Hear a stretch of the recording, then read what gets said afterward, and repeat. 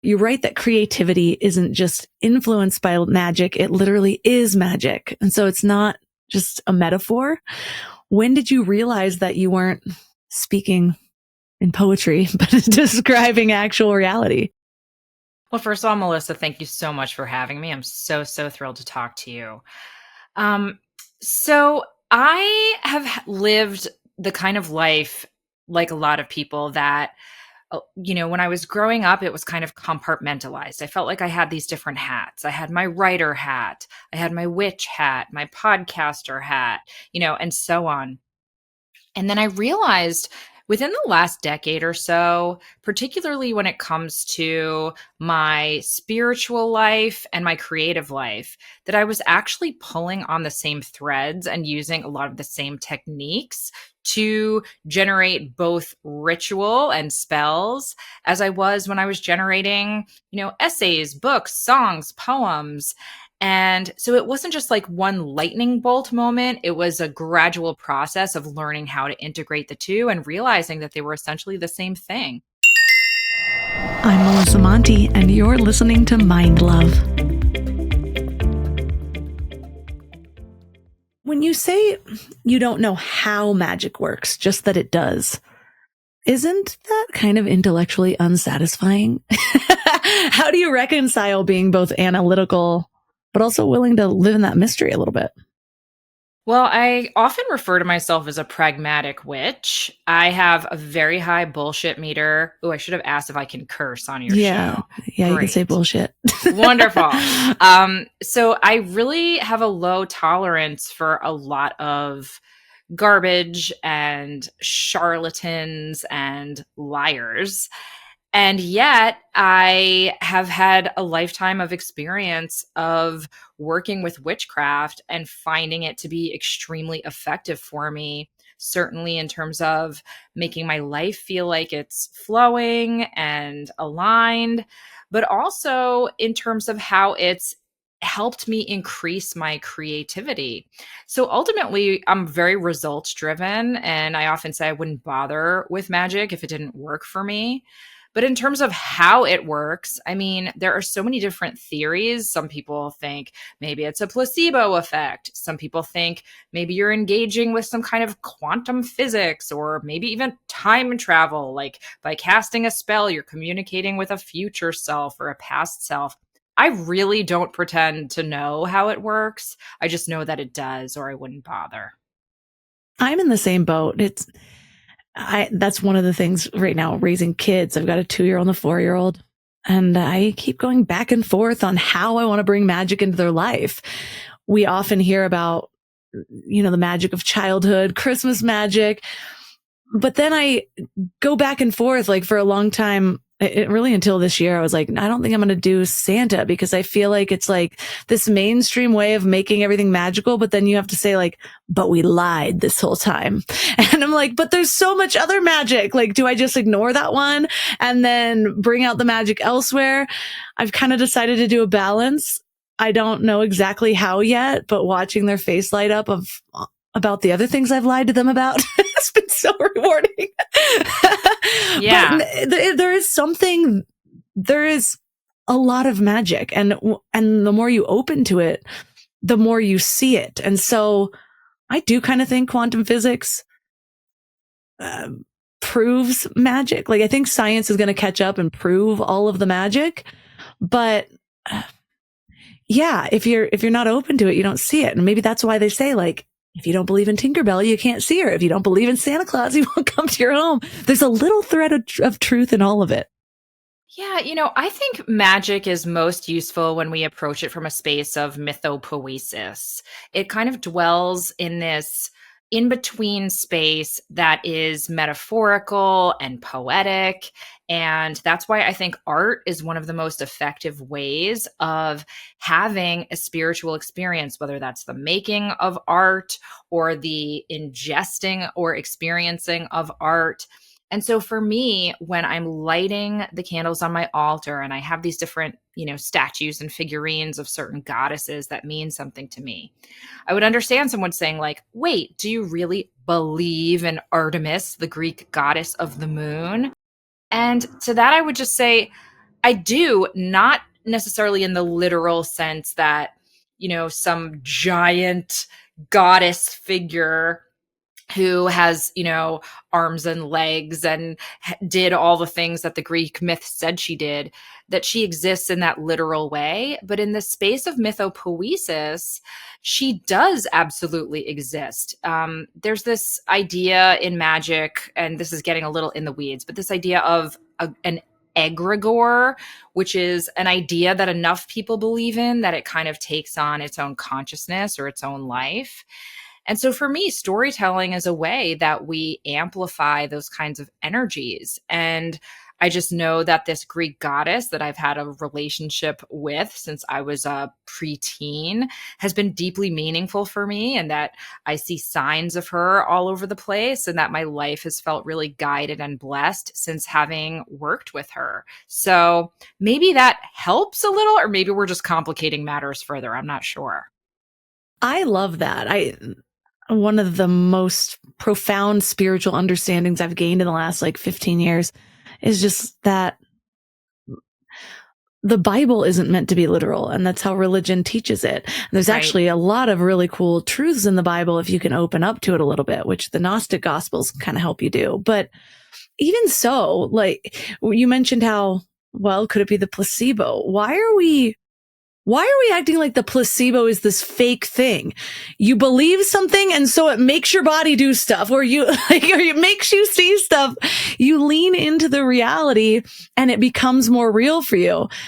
That's not fake. That's part of the magic of how it all works. But you also make this kind of bold historical argument that magic wasn't suppressed because it was fake, but because it was real, and specifically real in a way that threatened capitalism.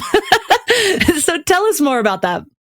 Well, one of the things I talk about a lot is the fact that words like witch or magic are often words or labels used by non believers in order to suppress or silence or shame or demonize other people, and usually other people that they want to assert control over. So when we get into the project of colonialism and capitalism and so on, you have this body of people who it's been in their best interest to take the beliefs of indigenous folks around the world and other practitioners of different kind of spiritual paths and try to take their magic away from them, or say that it's fake, or say that it's demonic, in order to then assert control over these people, to use them for labor usually, or to take their territory, their land, their resources. But if you go back far enough in your own lineage, you will find a practice of what we might now call folk magic. Every population has a history of communicating with the dead, of healing remotely or with alternative medicines like plant medicines and spirits, of using skills and techniques like divination in order to try to understand the current present, or to maybe even prophesize the future, right? So there are all of these different techniques that have existed forever and still do, but that were taught as intellectual people and modern people to either trivialize or sensationalize now, to say, oh, that's so dumb. Real smart, intelligent people don't believe in those things. Or to say, oh, those things are diabolical and demonic and evil, and therefore we mustn't practice those things. When in fact, I think the truth dwells somewhere in between, that this is just one very crucial, meaningful facet of being a human that we've been taught to suppress. Yeah. And then if that's true, then teaching people to reclaim magic is actually a political act. I mean, for sure. And that's what a lot of my kind of like subtext, sometimes super text of my projects have been. My first book, Waking the Witch, Reflections on Women, Magic, and Power, really does have a political standpoint, because it's about the ways in which we conceive of the archetype of the witch as reflecting how we feel about feminine power. So if you think witches are evil, it's probably because at the root of your culture or what you've been taught is the belief that feminine ways of being or feminine bodies are evil. Whereas, by reclaiming the identity of witch or the practices of witchcraft, we're actually honoring what we might broadly call feminine power. And the same is true if we take a broader view of just magic in general, that magic often has to do with interfacing with invisible forces and communing with something that is greater than ourselves so we can make real change here in the material embodied world. What I find interesting too, so I often talk about, my audience knows this by now, but when I was peeling away from Christianity, really is like late teen, it was difficult in my 20s to find my spiritual path without having a little bit of that fear going back. Well, what if I'm wrong? And so I did that for a long time. But what I had to do was go back and really unwind a lot of the fear and see, like, where did this come from? And it was really helpful in figuring out what was made up, what was like clearly insertions from the Roman Empire and whatnot. But I did the same thing with magic. And it's interesting because God supposedly condemns, like, the thing people call to most is Deuteronomy, where it's like, let no one be found among you who practices divination or sorcery, interprets omens, engages in witchcraft, casts spells. But then God commands the high priest to wear a breastplate with 12 precious stones and use Urim and Thummim divination stones to get yes and no answers from God. There's crystals placed on the priest's chest and in multiple other books as well. They do casting lots, like they cast a lot in the lap of the disciples to choose Judas's replacement. Joshua casts lots to divide the promised land, and that's identical to throwing runes or using dice divination. Yes, and remember the story of King Saul, who sees the witch of Endor in order to speak to his dead, I think it's his dead brother or dead cousin, if I'm remembering correctly. And so necromancy, speaking to the dead, is illegal. It's forbidden. And yet the king himself seeks this witch or this necromancer to consult with his, dearly departed relative. So there's a lot of, we could call it hypocrisy. There's a lot of double speak. And to your point, I think that when we look at the Bible literally, or any story literally, we really limit ourselves, because these stories are metaphors and parables and ways in which we make meaning. And so I don't think we should chuck it all away personally, but I think we can, as it sounds like you've done, use our analytical brains and our personal sensibilities in order to find the kernels of truth and the gems and the gold that are buried in there. I was raised Jewish, and there's this concept of the Bible, or the Torah, the Old Testament, where we say there's black fire, which is the words, and then there's white fire, which is the spaces between the words and the letters. And so that white fire is what I think all story is trying to point towards. It's this ineffable truth that we can only access through metaphor, story, art, and myth making.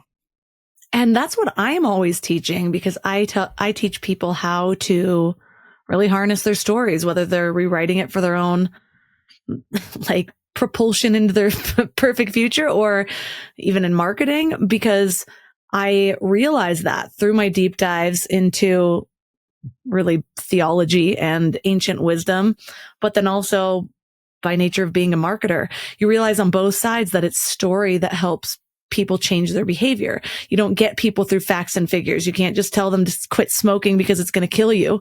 You have to lay out what that future looks like, what they've already lost. You have to really get them with their own story or a potential other story. And so I totally agree with you, where literalism, I mean, it keeps you in black and white thinking in general. There's so many harmful things to just the literal side of it, but I could take on the religious fundamentalists all day long. And I know you do too, but you also talk about the scientific materialists who dismiss it as delusion. That's a lot of enemies. If you're putting it in two camps, why are both camps wrong? And why do you think they have more in common than they think? Well, I don't think of them necessarily as enemies of mine. I just think of it as people who have a different point of view than perhaps I and many, many millions of other people have. And I think it's important to show that both of those people are these extreme ends of the spectrum, but they're actually kind of doing the same thing, which is they're fundamentally believing in this one ultimate truth, whether it's complete science based and fact based orientation that's only privileging empiricism and materialism and things that can be measured, or on the other extreme end, the super fundamentalist religious folks who are privileging such deep, unquestioning faith in only one way of interfacing with the divine, which then, of course, wipes out millions of other people's different religions and ways of making meaning and belief in this world. And I think in both cases, it's based on fear and misunderstanding and a very black and white way of thinking, when in fact, there is so much we still don't know. There is so much mystery, and magic engages with mystery. Creativity engages with mystery. And mystery is the space that I think is so rich for feeding our imaginations, for allowing us to dream bigger and bolder, for not just accepting what is fed to us or accepting, what we can only perceive with our five senses, and rather saying, listen, there are a lot of invisible forces that we don't fully understand. So why don't we engage with them in all of these time-tested methods that, people have been using for hundreds of thousands of years? Well, let's get concrete. One of the things that I found pretty fascinating is that you cast a magic circle before you write, and you strike a magician's pose. So one arm up, one arm down, Yes. and then invite spirit to collaborate. So I want to know what actually happens when you do this, and what's the felt sense of it working? Yeah, I love that question because I often say that witchcraft is an embodied practice. And I'll broaden that out to just say, any kind of magical practice is ultimately embodied. You feel it in your body. Intuition is an embodied feeling. You instinctively feel something in your gut. It's not just something you're thinking about in your intellect. And so when I do that, I sense a palpable shift in beingness. I feel more alert, more present, more awake. I feel a sense of awe and wonder. I feel more receptive and sensitive. And I feel less anxious, quite frankly, because I'm kind of getting out of my own way. I'm shifting from this purely egoic state and allowing for other things to come through. And again, that could be a placebo effect, or it could be literally opening the channel of the self and the imagination and allowing inspiration and divine forces to communicate to and through me. And it's important to note that for me, this isn't just like a passive experience. I'm not just opening this vessel and then I go away and all of these messages come through. Certainly, people have done trance and mediumship for thousands of years, and some people do use those techniques in their creative work. But it's important that I'm also present as a human and that I'm making choices and I'm infusing intention, and I'm consciously shaping the ideas that are coming through and working in collaboration with what I call capital S spirit to make something new. What does it feel like when spirit says yes versus, or even is there ever a time where it feels more like you're knocking on a closed door? Yeah.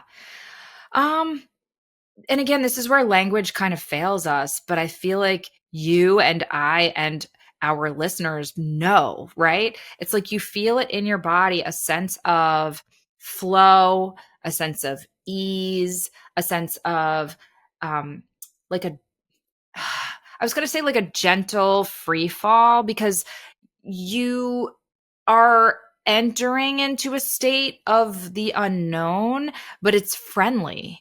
It's not scary. It can feel uncomfortable at times, because when we're creating and when we're doing new things and engaging with mystery, it can feel uncomfortable, but it doesn't feel anxious for me. And I think for a lot of other folks, there's a sense of mutual trust that I really, really value. And it's from that state that I've been able to create with um, a lot more fun, honestly, and a lot more easefulness.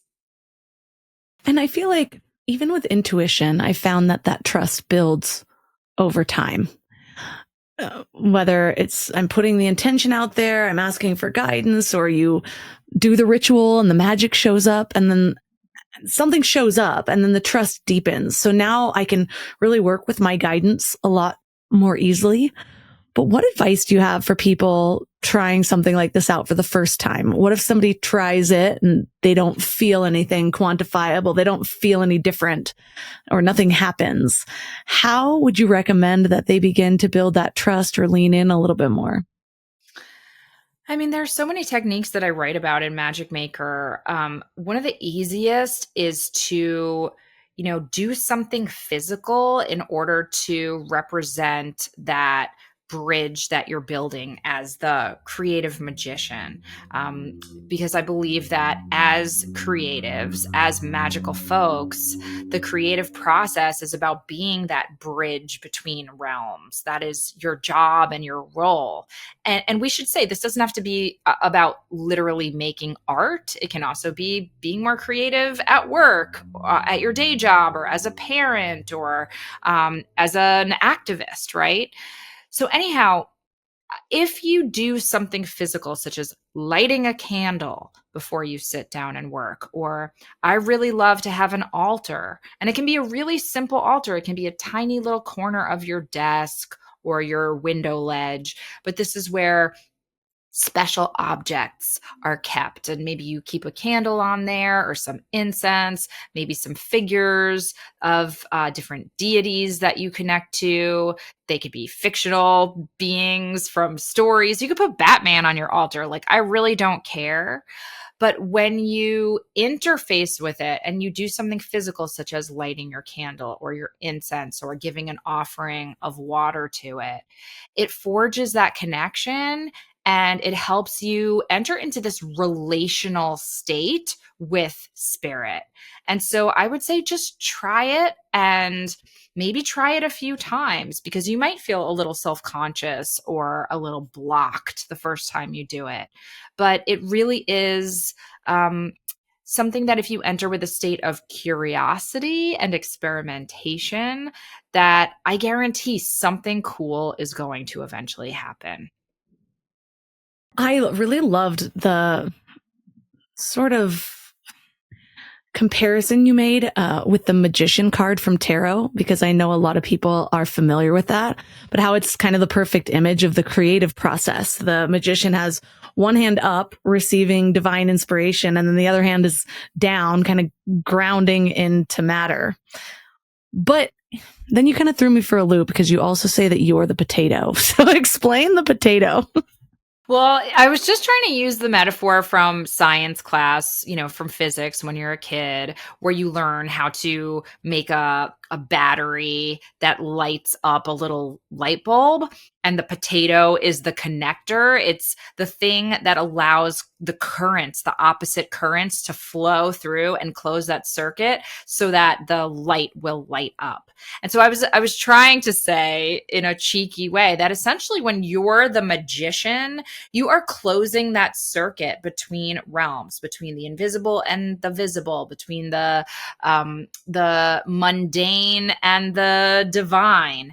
And in doing so, you become that potato of the science experiment. You're allowing those opposite forces to flow through you and building that bridge in doing so. See, what I love about that is that most productivity advice is more about you being more disciplined or smarter or more strategic. But this example sort of turns that backwards. It's that the maker's job is to just get out of the way.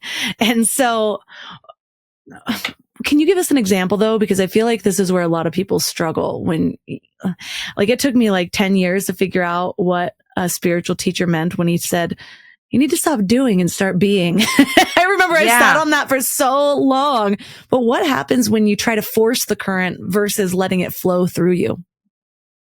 I mean, I'm going to gently push back and just say it's not only, at least in my experience, it's not only just allowing, because that's where I worry that people hear that and they think you just kind of lay back and you're this passive vessel or this, passive channel. And that can feel like a relevant metaphor sometimes, but you still have to like get your ass in the chair. You still have to show up and write the book every day, write the album, work on the presentation, whatever it is. You still have to put in that labor and that material resource in order to generate something new. But it's not only about labor. It is also about allowing for something to come along and collaborate with you. And for me, that's what I have traditionally struggled with, because I'm actually, and I know different people have different challenges. I'm a relatively, I don't like the word discipline, and I say this in the book, but I'm a relatively disciplined person. Like, I will show up and do the work, but it might feel a little laborious or overworked, or I might second guess it or feel anxious or feel like I'm not good enough, or the ideas aren't as good when I'm really just sitting there forcing it and white knuckling it and gripping so tight. Where with ritual and with magic, it allows me to like loosen that grip, and it allows for play and surprise and spontaneity and inspiration to come through more easily. And often things will come through that I didn't consciously expect, but in allowing for this state of mystery and magic, I am opening myself up to things that feel like it's outside of my ego or outside of my fear of how something's going to be perceived or judged by the world or by me. And in doing so, it's just become a lot more fruitful and fluid. So I don't know if that answers your question in the way that you hoped, but that's been my experience with this. And when I talk to other makers about it, they feel the same way. It's like there are all these different techniques that help them get out of their state of self-criticism and judgment and anxiety, and just enter this state that's a little bit more experimental and playful and open. And sometimes weird shit comes through, and that's okay. You can edit it later. Like, editing is a whole nother process. Right now, we're just talking about receiving the work and making something with it, where a lot of people get stuck and they don't even sit down to finish a project or work on a project because they're so locked up and feel so unworthy or so anxious or so tired. And these techniques really help with addressing some of those blocks, I think. Yeah, I definitely feel, how do I even explain this? Because I'm thinking of multiple examples. This year, after a plant medicine ceremony or retreat, actually, I came home and I just was flooded with inspiration, and I ended up writing a book, and I just couldn't stop writing. Mind you, I have tried to write this book like 4 different times, and there was just so much resistance. And now the topic completely changed, and I could just like feel it coming through me.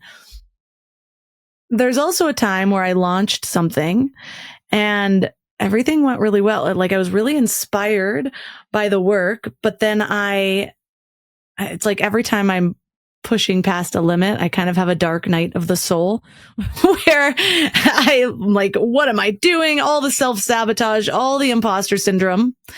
And I push through that. Like, I trust that that's going to happen.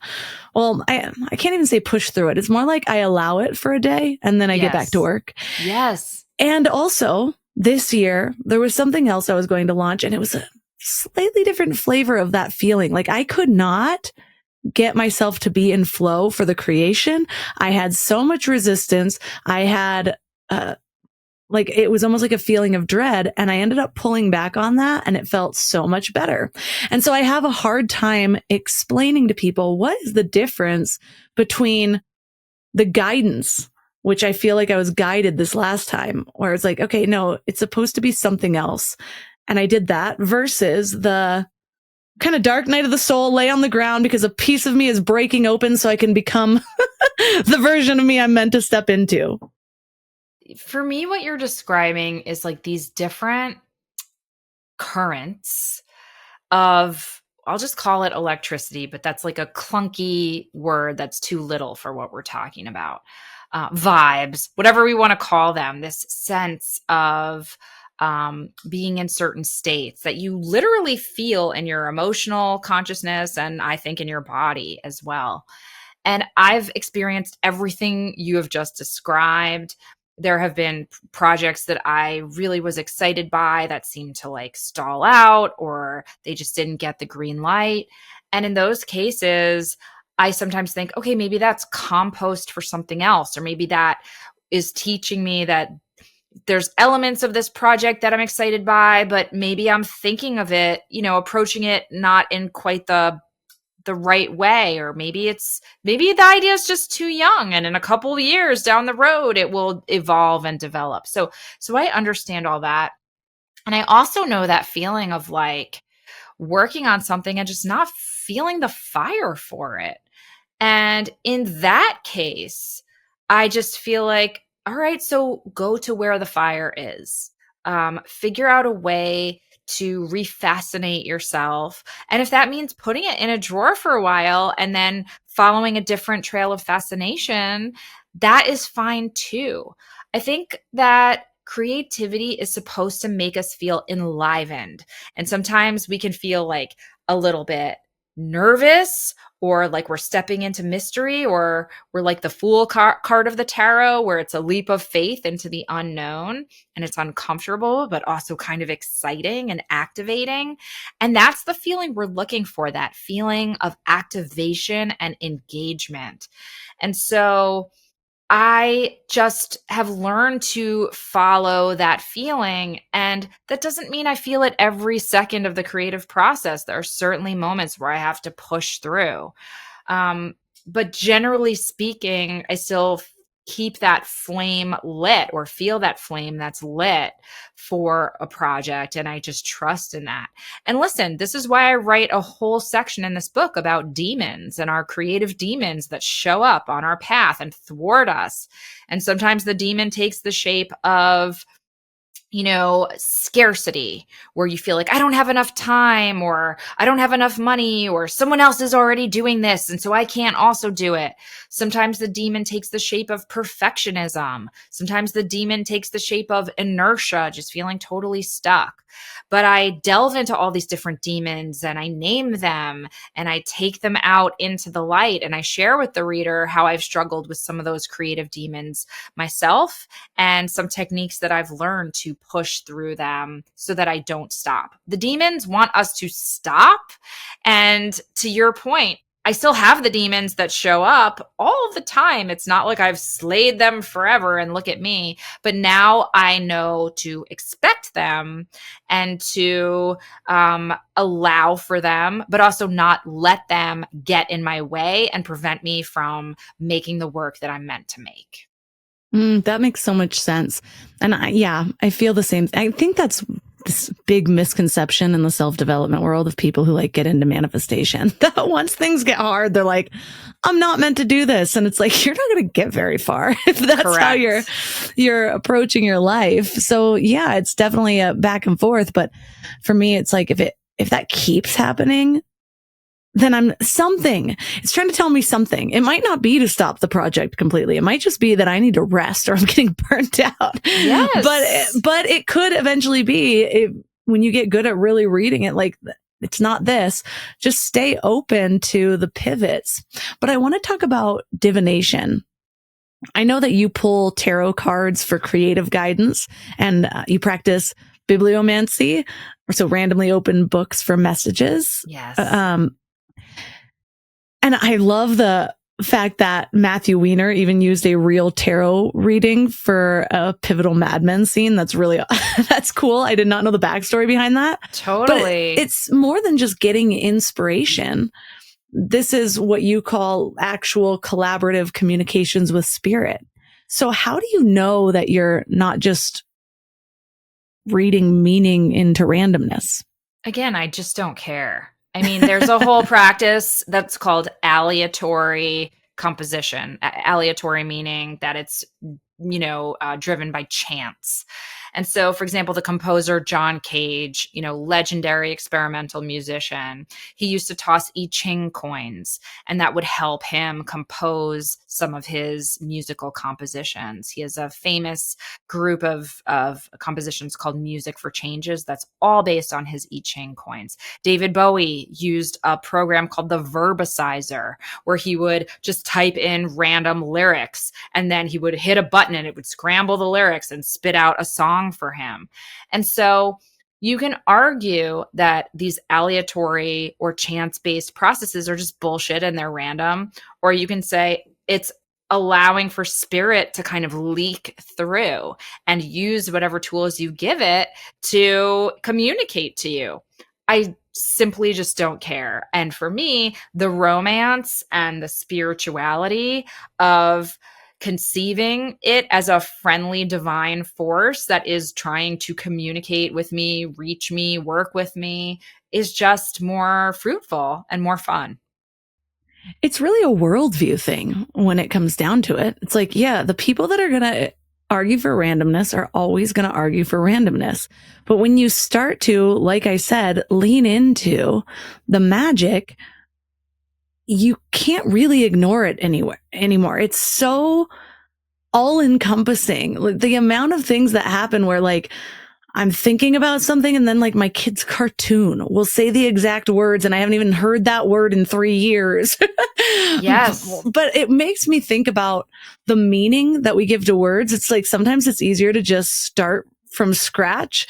And now it's like people think that magic isn't real. It's like we need a new word for magic. Or there's even a word for apophenia, the tendency to make connections between random things, which is also divination. And so it's just like, are you looking at it through a lens of like almost a disorder, or are you looking at it through the lens of magic? Either way, you're landing in the same place. Why not pick the version that makes you feel good? Right. And I think as long as it's not harming you, listen, I've heard many people make the argument like, oh, if you are obsessed with reading signs and symbols and everything, isn't this just like a version of OCD? And it's like, well, no, because OCD is an actual disorder that can prevent people from functioning in the world in the ways they want to. Whereas when I'm using augury and reading signs throughout my day, it is helping me to function better. It doesn't feel like it's getting in the way. It feels as if it's helping me. And obviously that line is going to be different for everybody, but that is the that's the distinction rather that I would make.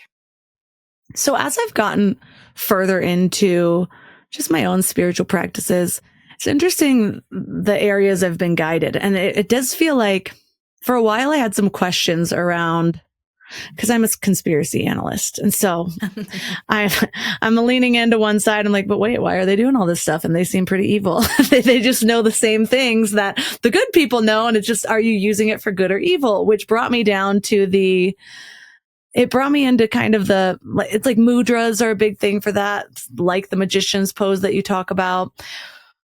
But then where it felt like I was being guided was like, okay, well, which power are you going to? If you're looking at the spiritual world, there can be negative entities, there can be positive entities. Is this something that you think of at all? Or do you just trust that if you're putting out the intention, the right energy will come to you?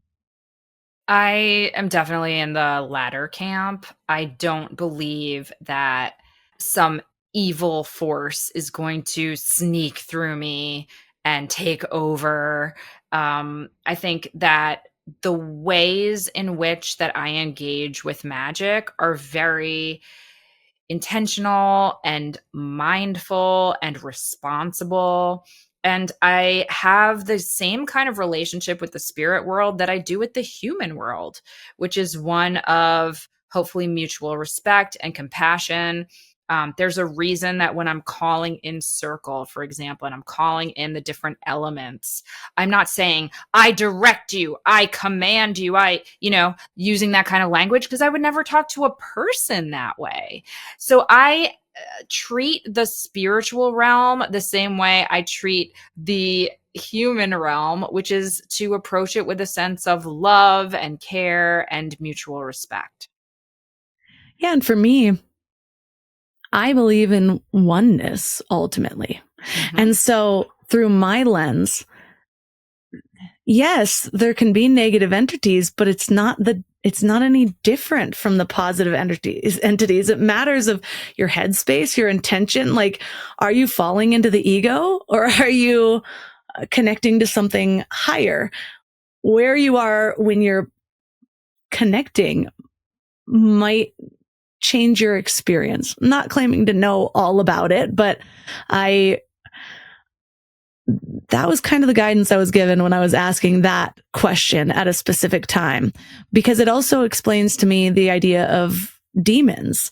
And I know you have a whole section on demons, and like the demon of self-doubt, the demon of inertia, the demon of scarcity. And so it's not actual demons. They're more, or do you mean actual demons, not metaphorical psychological blocks? Because that's what I've gone back and forth with. It was very helpful for me to heal from my eating disorder by just pretending it was like this entity. Like, I separated it from myself. I spoke to it. I named it.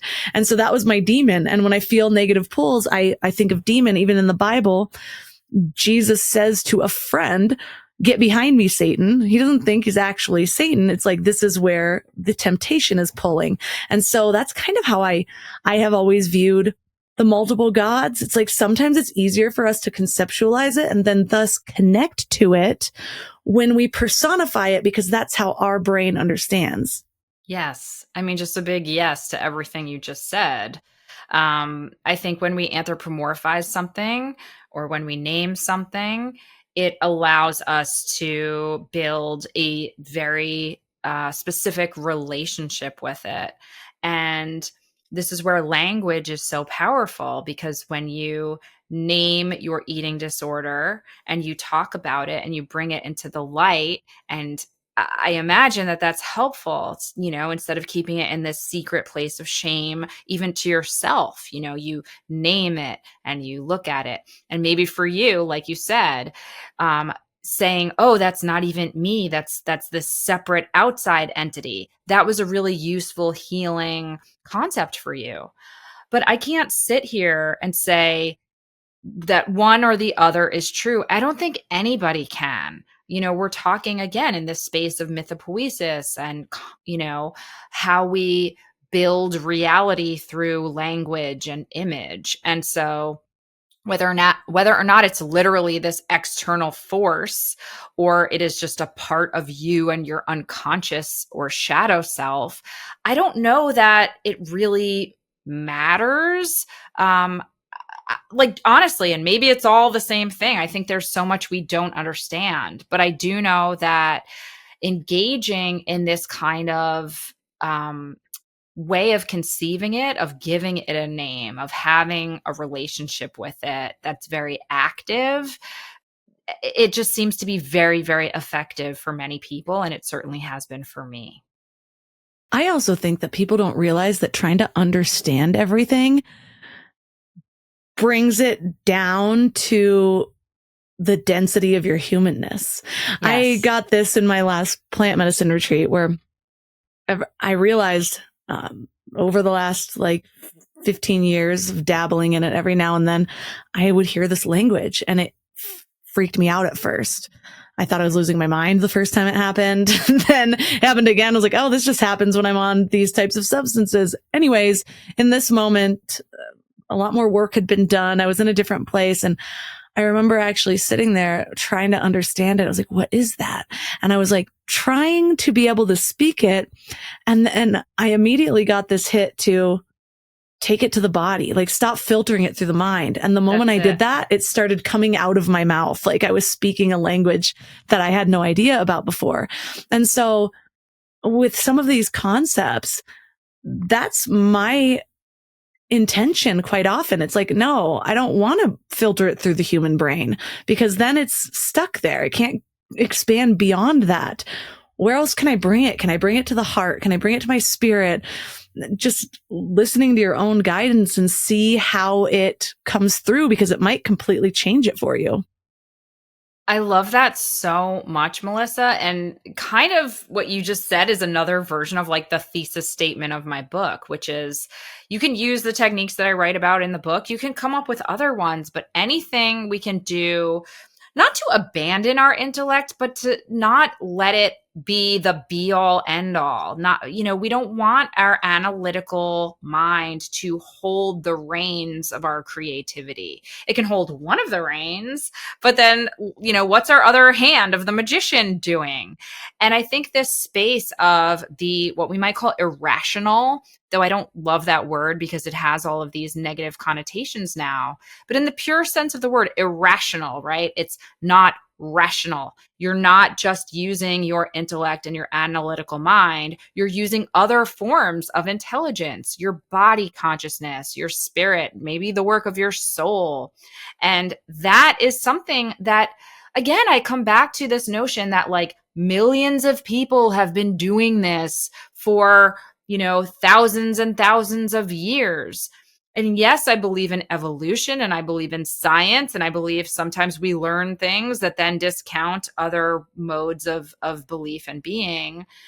But I also believe that this era of, purely rational and materialist thinking is such a short era relative to thousands and thousands of years of human history where people have engaged with the spiritual realm, the irrational realm, the non-visible realm, and done so with great efficacy. They've helped heal their bodies, they've helped heal their communities, they've helped to create amazing new ideas and works of art and ways of being, of honoring their dead, of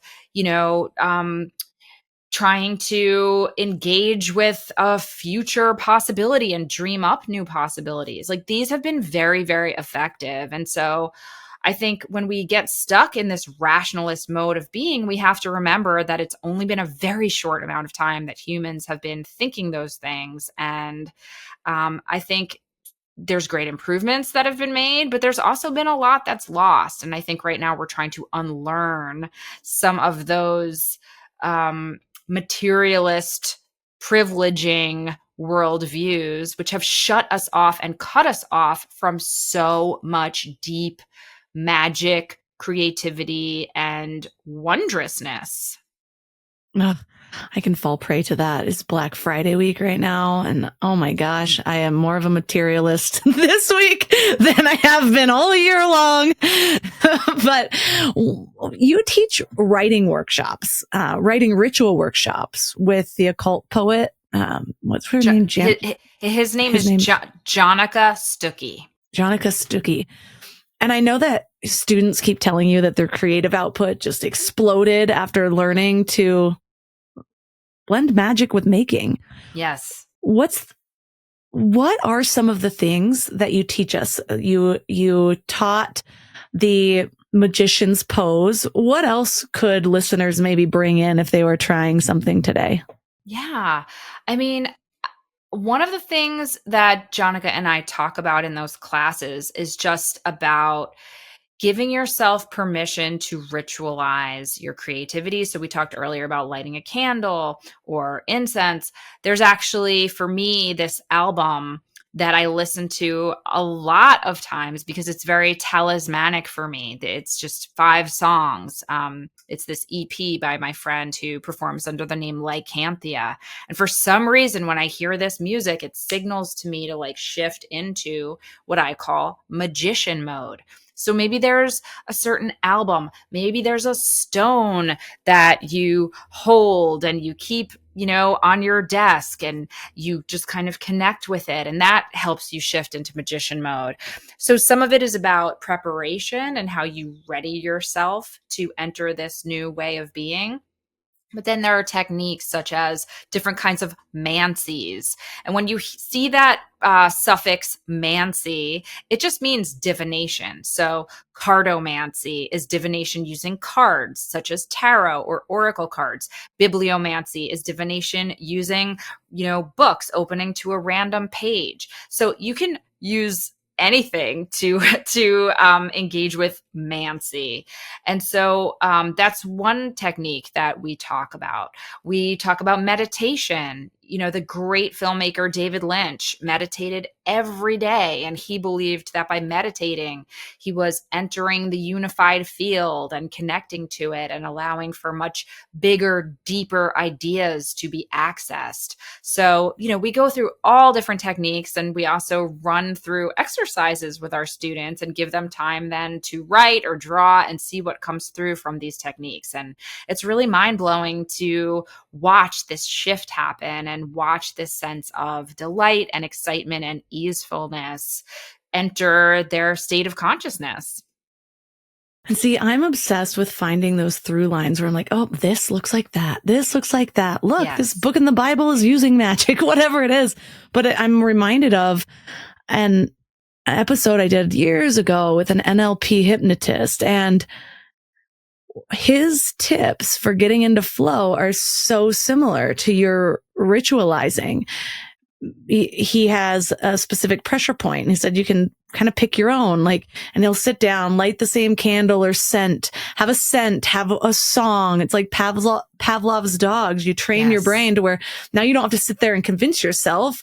You use your own trigger, and you have your cue and the response, and you just set it up for yourself, because that's how the brain works. And so if these rituals help whatever it's doing in the spiritual world, whatever we're trying to wrap our minds around, but really opening our hearts to, it's also working in the brain. And I don't think that that is a mistake. I think that's the divine design of it all, where you can explain it from every angle, from every paradigm, from every dimension, and it has its own way of working, but it's still all working together. That's exactly it. And it's one of the reasons that this is not the Pam Grossman method of creativity. My book really, yes, I share my own experiences and anecdotes, but I also share a lot of anecdotes of the most incredible creators throughout history. People like Benjamin Franklin and Beyonce and Toni Morrison and Sylvia Plath. And, the list goes on, because so many people have found these different magical techniques effective. They might not have called it magic themselves. They might not have loved that they're now in a book about magic and creativity. But what they're doing, or what they did, was engaged with certain techniques that have traditionally been considered magical. And so I'm like, well, if it's good enough for Beyonce, it's good enough for me. You know what I mean? Yeah, somebody needs to tell James Clear that he actually wrote a book on magic, not on habits. But for real. And I think it's just a matter of what turns you on. If hearing us talk about this gives you the ick, guess what? My book is not for you. And that is so okay. Not everything is for everybody. I'm not out here trying to convince everyone to read my book, to use magical techniques, to talk to spirits. If this doesn't work for you, please, don't even bother with it. If you would rather conceptualize this from a materialist point of view and talk about psychology and work habits and atomic habits and all that stuff, great. Then that's how your brain works, and that's how you make meaning in the world. So just do whatever works. But these magical techniques I've seen have worked for thousands of people, if not millions of people. And so I think it's worth sharing and encouraging anyone who has felt attracted to these ideas, but then kind of stopped themselves because they thought it was silly or stupid or sinful, to say, no, no, no, no, like these techniques are for you too. Well, I think everyone listening wants to know, what's the actual first step? Like if they put this interview down and they think, okay, I want to try this, and you could only give someone one magical technique from the whole book, what would it be and why? So my friend Susan Aberth is an incredible scholar. She teaches at Bard. She's one of the world's most renowned, beloved art history professors. She's also very magical, and she's, older than me. She's a mentor of mine. And she has said to me, Pam, if you don't ask, they can't help. And she's talking about the spiritual realm. So I would just say, request some help, request some collaboration. You can use any word you want. You can call it spirit. You can call it God, creative force. You can pick a deity that you really love. Like I said earlier, you can call on Luke Skywalker. It really doesn't matter.